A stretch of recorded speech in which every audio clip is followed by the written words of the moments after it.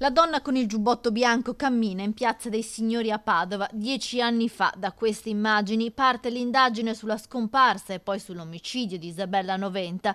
Era la notte del 15 gennaio del 2016. Sono passati già 10 anni dalla morte della segretaria di Albignasego. Il suo corpo non è mai stato ritrovato.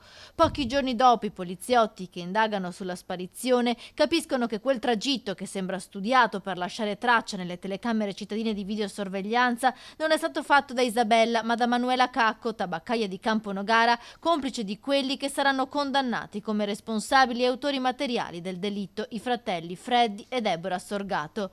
La famiglia Noventa in questi anni ha sempre chiesto che almeno venga fatto ritrovare il corpo per darne una degna sepoltura. Lui sta in silenzio per salvare la sorella, perché se dicesse la verità affosserebbe ancora di più la sorella.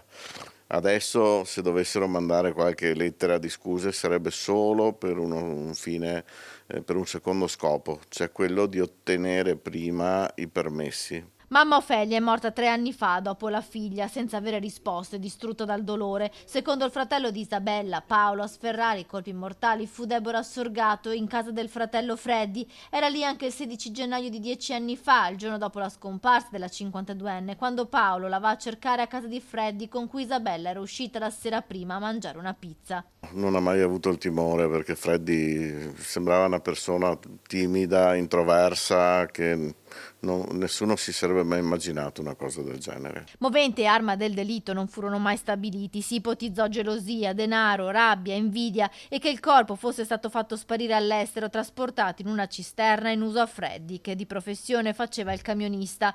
L'unica a collaborare con gli investigatori fu Manuela Cacco, ex amante dell'uomo, condannata a 16 anni. Da poco ha iniziato a usufruire di regime di semilibertà. I fratelli Sorgato sono stati condannati a 30 anni. E mi sembra di essere nei paesi dei balocchi per queste cose, perché quando c'è stato il processo mi hanno detto 30 anni di carcere, va bene, sono congrui, cioè immagino che 30 anni sono tanti, però averne fatti meno della metà e iniziare già a uscire, questo mi fa un po' di tristezza.